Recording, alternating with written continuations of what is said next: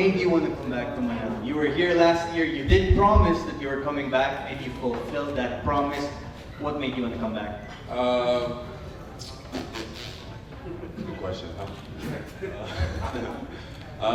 I just feel like just felt the love out here last year, and I felt that I love being around great cultures and cultures that kind of inspire me.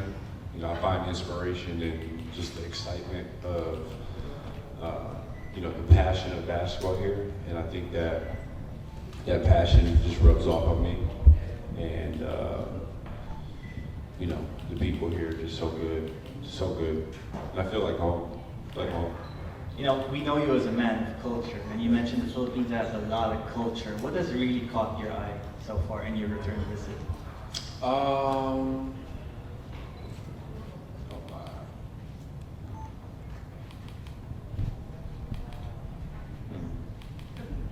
Perspective. Yeah, I'm trying to figure out. I'm just trying to give you a generic answer, you know. Other than this hotel casino's really caught my eye. This one day, this is phenomenal here. Definitely that. But I will say,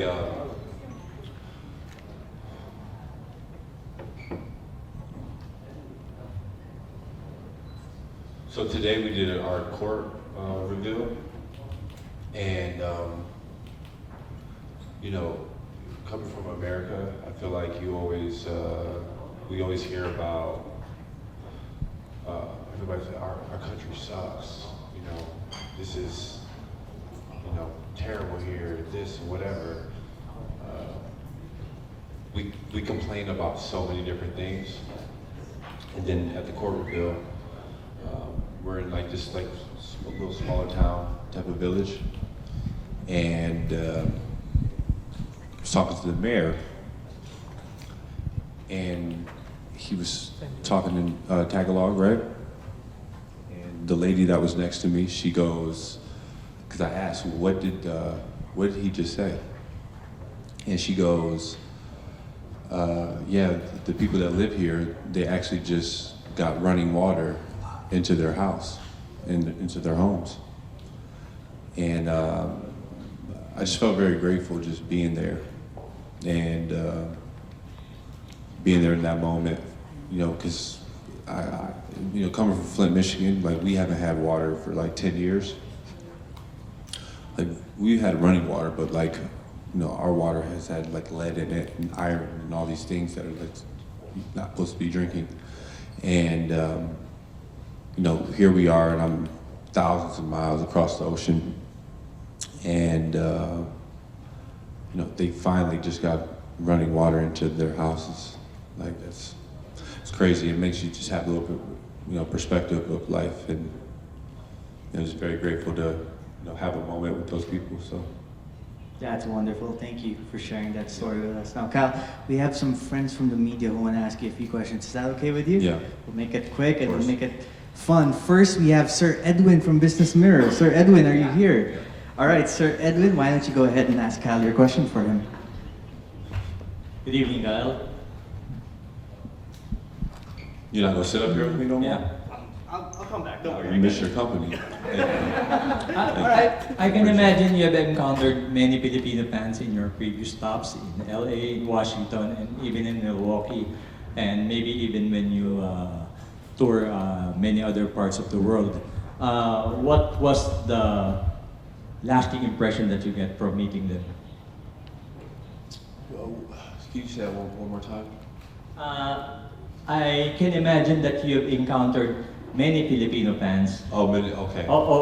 Even while in the U.S. Right. and even in other countries in the world. What was your lasting impression of them? I think everyone's very kind, very human in a sense, very grateful.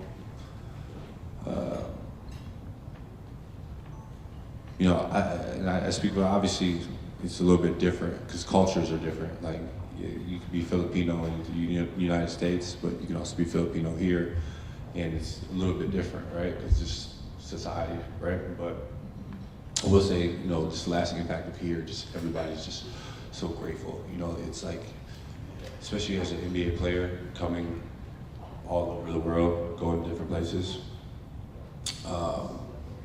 You know, prime example, even today, like there was like these little kids, and I was talking to somebody that's on my team, and I was like, yeah, like these kids they've never seen probably never seen an NBA player before, never like touched one before, and it was just so cool just to see how, you know, just gracious everybody was and excited and living in a moment. So, hope that answered your question. Thank you very much. Yeah.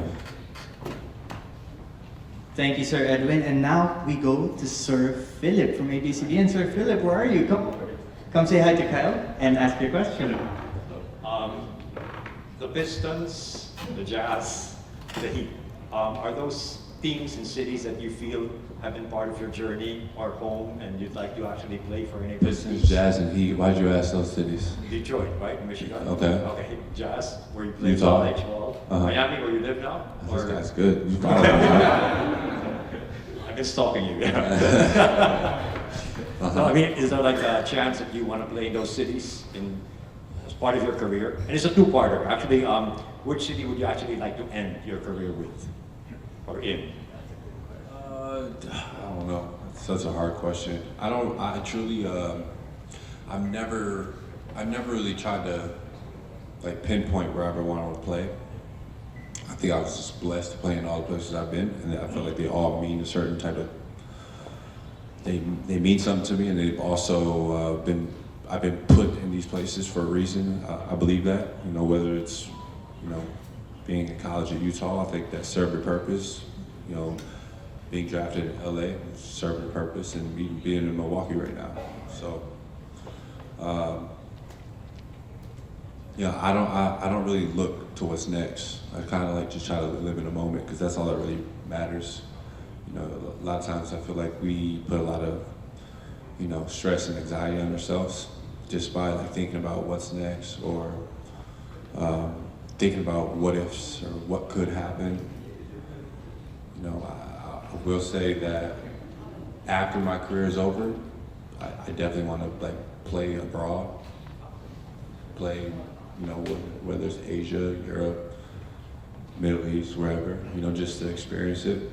You know, I love to travel, so At what I age think do that you, could help. at what age do you contemplate that happening? 40. 40, okay. Taking the LeBron route. Yeah, a long time. I got a couple years left. Yeah, I got years left for sure. Okay, great, thank you. Yeah. Thank you, Sir Philip. Hey, who knows? Maybe Kyle will play in the Philippines one day. He did say play abroad. I mean, Kyle, I think a lot of people would like to see that, right? Open that checkbook. Oh, someone get that to the team owners. Okay, our next question is from Miss Monique from Billionaire News Channel. Monique, go ahead. Hey Kyle, I also grew up in Michigan, West Bloomfield. I just Nice. moved here like a couple years ago. Fancy place. Right? So fancy, Metro That is Detroit, fancy, out yeah. here.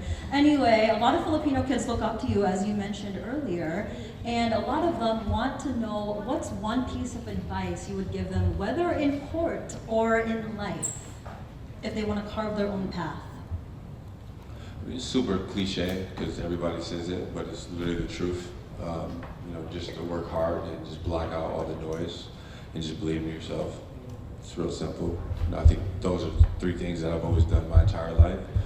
To be in this situation that I'm in, to be on the stage, to be able to do what I love every day, to play basketball, and you know, just find that purpose in life. Thank you. Thank you, Monique. Okay, Kyle, this next question is from me. Now, you have witnessed firsthand how much Filipinos love the game of basketball. A lot of people say Filipinos should not concentrate on basketball because we don't have the height, or we might not have the athletic ability to play at the highest level. What's your response to that? You think heart can overcome the lack of height and athletic ability? Like yes, but you know, sometimes you just, you know, you just run out of height, you know, especially in the game of basketball. Like, you look at, like, there's a lot of point guards that are like 6'7" now, you know, like, it's hard, you know, it's hard, it's a big league, but that doesn't mean you can't make it. You know, at the end of the day, like anybody really can make it. You know, you just have to work. You have to have a lot of luck, because it's a super important part of being successful. You know, when you have luck, being prepared for that is very, very important to meet that opportunity. And yeah, you know, if you make it to the NBA, you're part of that just 1% in life. You know, it's so hard to do it, regardless if you're tall, short, you know. Another one. A lot of Filipinos love your teammate Giannis Antetokounmpo. What's he like? What's something about Giannis you could tell us that maybe we wouldn't have known? I don't know. I think you know pretty much everything, because he's whatever he projects to the world is like who he is as a person. You know, he's very funny, he's very goofy, very serious, big family man, somebody that cares about everybody. When you walk into the facility, he's like, you know, such a different superstar than a lot of superstars I've ever played with, or just being around. You know, there's like, he walks into the arena, he walks into the practice facility, and he knows everybody's name, and not just like as a team, but he knows the people that are, you know, he talks to the equipment room, he talks to, you know, a janitor walking by. Like, it's really cool. It's really, really human, and I think that, you know, he's a super team first guy and a goofball. So. That's awesome. No, Cal.